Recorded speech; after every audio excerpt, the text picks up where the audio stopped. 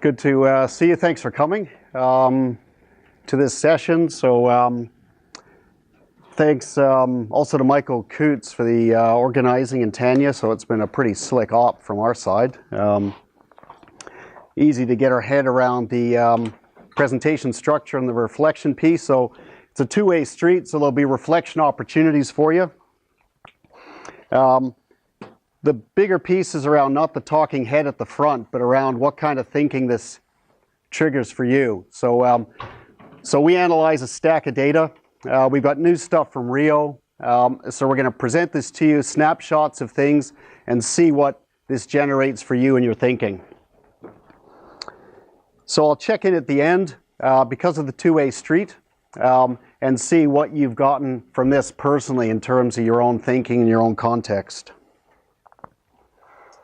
So there's our agenda. So we'll check in on the patterns in preparation and performance in Sydney. So we focused on New Zealand, so New Zealand teams. And then we look at the opportunities for Tokyo based on what's emerging. And then we are going to talk about what we are learning about learning. So for me, so I've been involved with 9 Olympics. 4 were in Canada as a cyclist, trying to get there, getting there, trying to do better, and then coaching in Atlanta. And then I worked for the British system for 2 cycles, developing technology and innovation. And then I was here, I've been here for 3, initially technology and innovation. But what we've noticed is a gap. We noticed this after London, that we had a stack of data. We were reviewing London, and there was a stack of data that went back to Sydney on how the best we've got prepare and perform, and it hadn't been analyzed. So we added it all up, and we looked for differences and insights. So that's what we're going to talk about. So we have, because we are a small country, and it's a giant global market out there, we needed to see what the whole world is doing in Olympics. So we know it's hard, but we need to know a little bit more about how hard is it to win a medal. And so we've got a performance, the performances from every single athlete in the world who's ever competed at a World or Olympics.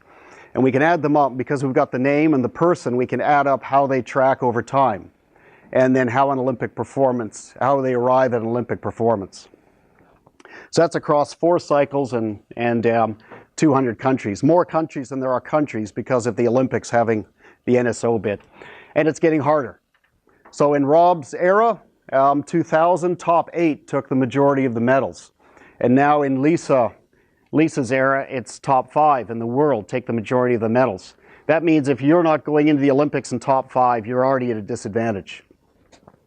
And if you look before that, John Walker in 76, the top 16 would take the majority of the medals. And that's when professional amateur was still trying to sort itself out. Athletes became more professional, more focused on how to train. They moved to Ferg's era. Now it's top 12. Countries were disillusioned with 0 medals, Australia being beaten again, so they set up the AIS, INSEP, German Federation, USOC, and systems start to mature. So there's more inputs, smart inputs coming into sport. You get to top 8. And now the difference is coaching and technology. Those have started to solidify. And now we have repeated, valuable processes at the top end. So every sport is looking for a competitive advantage.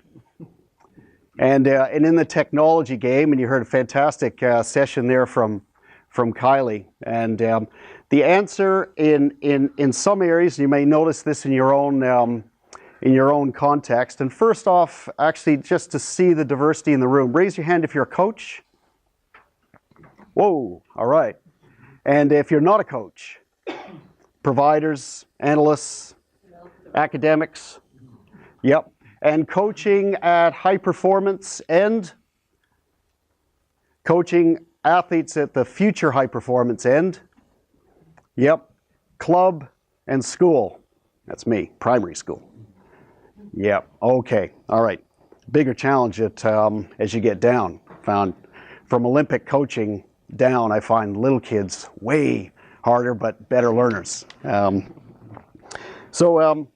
So the Olympics has obviously produced a multi-billion-dollar strategic competition, and it isn't on the field. It's all the countries trying to sort out how to gain an advantage on the medal table, and the medal table is a big hunt, and it's limited as well.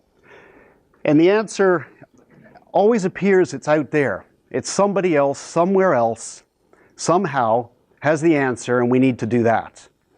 And it's a piece of kit, or it's another country or something.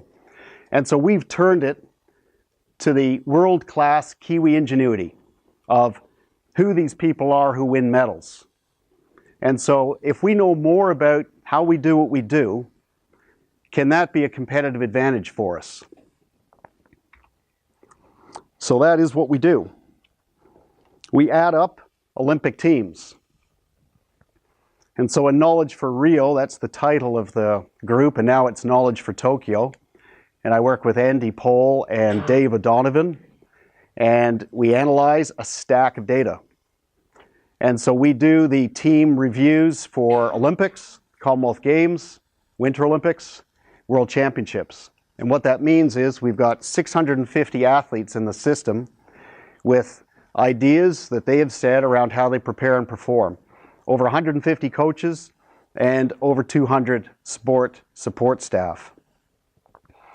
And when you add all that up, they're talking about how they prepare and how they win. And like the Dunedin study, which is a signed up partner in this work, diversity beats ability. So when you add up, you have a competitive advantage every time.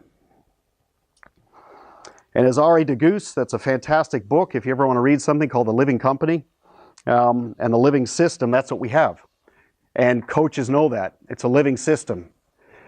And it's dynamic and it changes all the time. And so how people do what they do tells us a lot about the system we're in. And the other thing that comes out from the research of Peter Senge and de Geus is that profit, they study business, but for us it's medals, is a symptom of good health. It's not a predictor. And so Buffett says the same thing. In all his investments, profit is a symptom of good health. And so we want to know, what are the vital signs of good health? So we need to separate medalists from non-medalists. Pardon me, we need to make a comparison. If you don't have a comparison, it's a blue dot on a blue wall. And you can't see anything. So we have enough data in the system that we can separate coaches from athletes, medalists from non-medalists, tactical sports from straight line sports, team sports from individual sports. And when you make comparisons, things stand out. So we add up all the attention getters. When people describe what's going well and not going well and what surprises them and what worries them, there's thousands of them, thousands and thousands of them, and they can't all be important. For instance, separating them into performance, what we notice is that people in the 9 to 16 zone talk about a whole lot of stuff. As you get to 4 to 8, they're talking about less stuff. Then you get to medals, less stuff. But the important part is two things. There's a whole lot of one-offs out here. Tried this, gave this a go, started this, Pilates wants. And what narrows is routine. So the stuff that's going on in here is repeated, no time wasting anymore. And so all of this learning has brought medalists into the place of routine. So tightening the ring is a learning process into a routine. Good coaching is key to this. Athletes don't wander on their own. So the best athletes always have a top coach beside them. They're not solo. They talk about the coach, they talk about the tight team. Non-medalists, there's a lot more reference to me. There's a lot of me. And medalists talk about us and we, and the coach is a key. So when you add up all those things, they look like a big cloud, but they separate into 7 things. And we call them 7 habits, 7 behaviors. There must be 50 books out there, 7 things of something, 7 this, 7 that. And I'm afraid we got 7 things. But like a house. So there's roof things and wall things and window things. but your house looks different to your house, different to your house. So how it's all shaped is completely different, and that's what's important. So 7 things gives a structure, but it's how the medalists actually use those 7 to produce a performance. So the 7 habits are, and I know this has been out for about 3 years, so there'll be people here who've heard all this before, but I'd just like to run through it again so we're all in the same place, because there's some adjustments that are emerging. So 1 is a stable environment, not a lot of chop and change in the environment. The environment can be the training environment, the home environment, the car works, simple things, but there's a stability in life, a routine, a repetition. A support team, which is called a tight team, and it's proven. They're not giving it a go. They know each other. They've got the skill to deliver the job, and they know how to do it. They're working on the right things. The routines are clear, and medalists refer to relying on these routines in times of change. And the routines are proven, so they've been established over time, tested, polished, and adjusted. Competition is the highest quality, and this sounds obvious, but non-medalists in some ways are still looking for the pump. Won another one. No one in the top 16 was there, but won another one. And the medalists are interested in the gap. How close am I? I'm going to get there, but I need to know the truth. How close am I to victory? Another obvious one, healthy and uninjured. And we see more non-medalists injured, unhealthy. And I remember in coaching, and the way we were coached was overdoing it 3 times a day. So I got to the point where I couldn't sleep unless I was training 3 times a day. And we were constantly injured, overtrained, and it's easy to do that. And the medalists know how to press stop. They know their bodies, they know what works, and that's important. And that doesn't come with 1 day of training.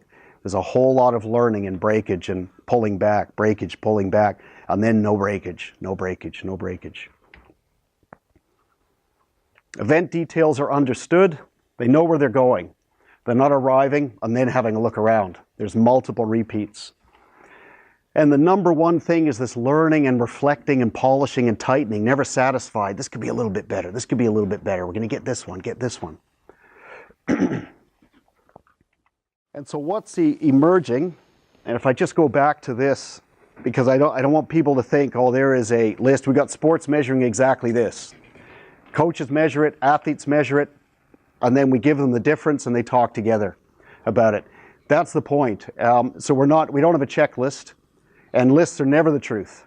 Never ever the truth. And so in our system, dynamic, it's changing, but it's a start point. So like my mom's Irish, and she told me this joke that this Irish fella, he's driving in Dublin and he's driving along, he's looking for a church. And he pulls over and there's a priest. And he rolls his window down. He says, "Father, I'm looking for St. Patrick's Church." And he leans in and he says, "St. Patrick's Church. If I wanted to get there, I wouldn't start from here." But we need a start point. And the framework gives us a start point. And at one session, there was a couple of talks, a few talks at high schools. And I happened to pass one girl, and she'd been to one of these, and she talked about her routine. And she said, "I've used it. I've used these 7 things," and it was for a piano recital. And I said, "Oh, how'd you do that?" And she says, "Well, my little brother and sister kept running in every time I was practicing. So I put a little sign on the door and I give them pocket money if they wouldn't come in that I'm practicing." My mom and I talked about my teacher. She'd never actually prepared anyone for a recital. Is she the right one? And we decided, no, I probably need somebody else. So she drew in a new tight team. Changed her training because she couldn't do the stretch that she needed for some part of the piece, and started to train. So she went through the 7 things, but in a context of playing the piano. And so as we start with this, things start to emerge, and that's what we're finding. That's the same 7, and they distill to things about me, my health, my support team, my environment. And 3 others distill towards the event, knowing the competition, the routine, and the event details. But the seed in the seed is learning. That's the bridge between the 2, and that's what creates the world-classness in each of those, and also the individualization in each of those. So the event, the highest performers, we know are not superhuman, and there's no real super elite. What there is an understanding of what works for me and maximizing what works for me. And so the best in the world have uncovered that. They've uncovered what works for them and optimized it. And so therefore, the capability of high performance is actually in all of us. You know, talent is evenly distributed, as we said, and high performance is a capability for all. And it's around uncovering the key principles and moving those forward so they match the individual's capability and lift that person beyond their previous bar. So let's just have a think. Considering your own context, just talk to the person beside or a few people, however you want to do. What thinking so far has been triggered for you? So let's move on to what is emerging from Rio. So in adding up all this data, what looked to be a few insights going forward to Tokyo. So first off is what we're calling an 8th habit. It's to get out of that bookshelf of all those 7 habits. Not too many have an 8th. So we're going 8th, and we're looking for a 9. And the 8th looks to be, so we've got preparation pretty much lined up. So around 95% of stuff going on is right. And then there's this gap. The preparation ends, and performance now has to happen. And you look at some of the results from Rio, and things that were expected didn't quite happen. So on paper, everything looks lined up. Past results looks lined up. And then we've got this gap. And things are exposed. So we're noticing, with the pressure of what it takes to win now at the games, all the components delivered in preparation, there's a pressure point that's exposed at the Olympics. And we call this the 8th thing. And so some are prepared to deliver. So as your preparation path goes this way, prepared to deliver under this circumstance. That's primarily a non-medalist. It has to go exactly like I'm used to. Otherwise, there's not much I can do. And then there's others who can execute under these circumstances. And that means we've rehearsed it. We've tested it. Oh, I'm familiar with that. That bus trip, yeah, and we broke down and I got sick and then, okay, I'm used to this. Then there's others. And they can execute under these circumstances, any circumstance, unfamiliar circumstance, never seen it before. So you look at, for instance, British cycling that seemed to wobble everybody. There were certain things they'd never done before when their results said, that isn't going to happen. And there were other examples of medalists as well, operating outside of their area of familiarity and being able to deliver. So what does that say about our preparation component? Is that an 8th thing? The resilience to respond and deliver under any circumstance. And as Mahe said so he won his bronze when he was ill, and he said what he learned was that he has to be capable of winning no matter what his health. So no excuse. And that's the type of repeat medalist behavior we see. No excuse. The other piece we're learning about learning is where certainty sits. You know, certainty feels comfortable. Yeah, I'm clear, I get it. But it stops questions. It actually stops learning. And what we're finding in the medalists is they're never happy. Well, they are happy actually, but they're never satisfied with where things are, constantly polishing. There's constantly a question mark. And in the data, the coaches and the repeat medalists have question marks in what they say. Maybe we'll try preparation. Maybe it's a new training partner. Maybe, perhaps. And the non-medalists have a full stop. So what I need is more acclimatization. What we're going to do next time is we need a new coach. So it's not a question, there's a certain amount of certainty, but the 5%, as Rob Waddell talked about, it's not 80-20, Richard Koch's book, fantastic book, but high performance is more 95-5. We get 95% about right, and 5% is exposed under times of pressure. And learning can help expose it earlier. We don't want it exposed at the Olympics. We want to have an idea that, oh, that's possible. That's possible. And Roger Martin, he studied the best thinkers in the world. What makes great thinkers?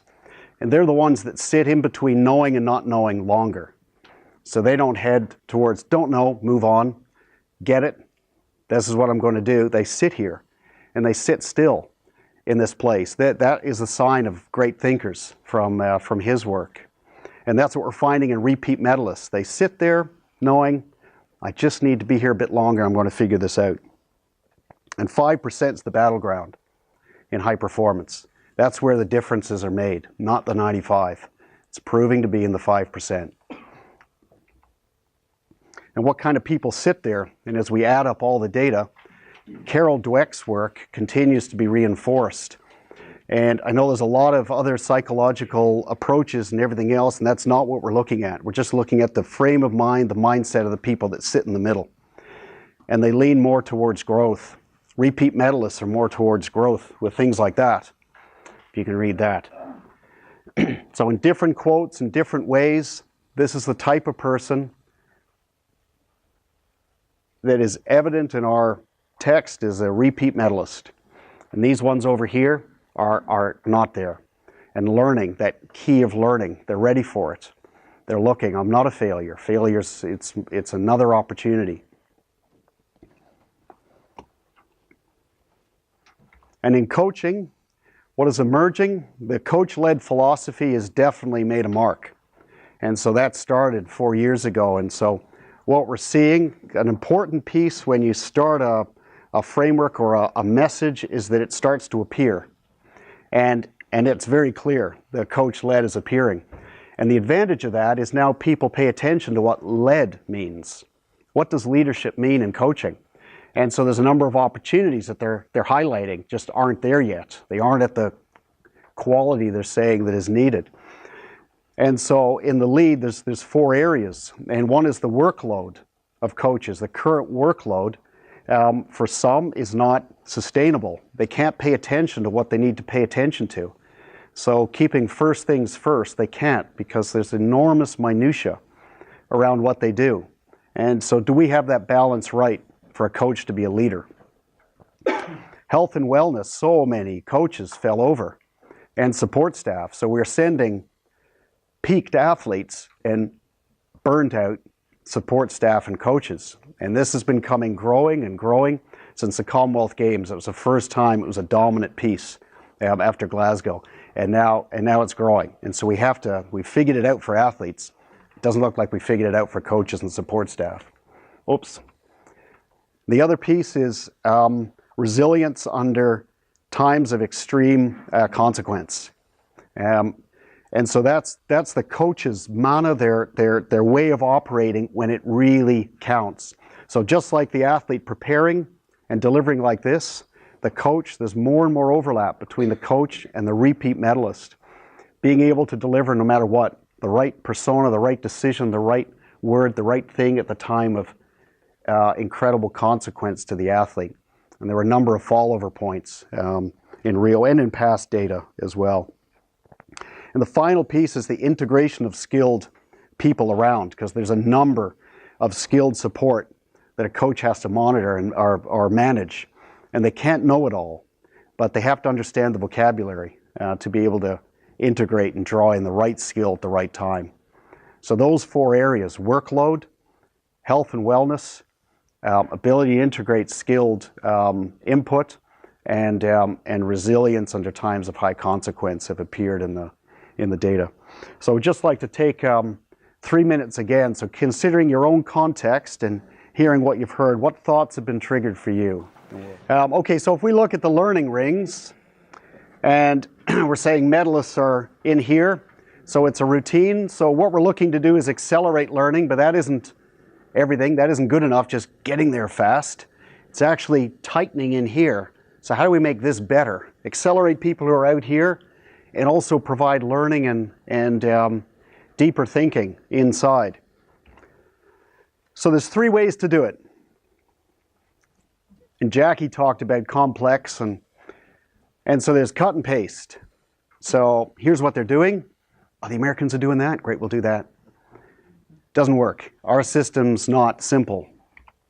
Cut, edit, paste. So we make some adjustments. The Dreyfus brothers talked about that. The thinking only happens in the edit. So we need to contextualize. But the cut means it's already existing. It's somewhere. And we've taken it, adjusted it, and given it. Here are the medalists. Just shape that because you're in a different sport, different thing.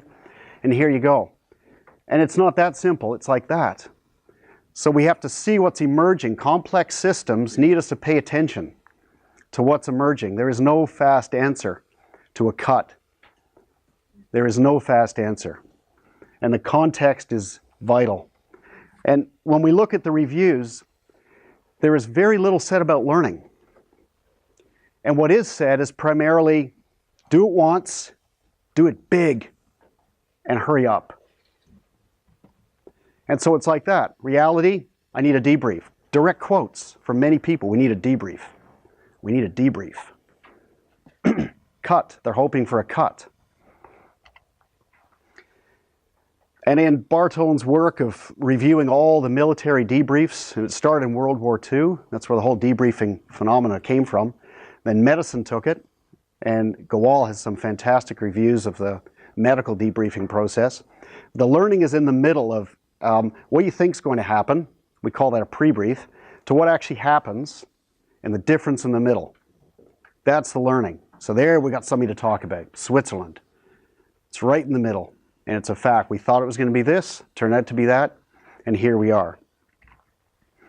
And the reality for us in sport, as you know, is like that. There's no straight line. It's all over the place. And to try to keep track of that in a complex environment with a single debrief, what are we going to do with that?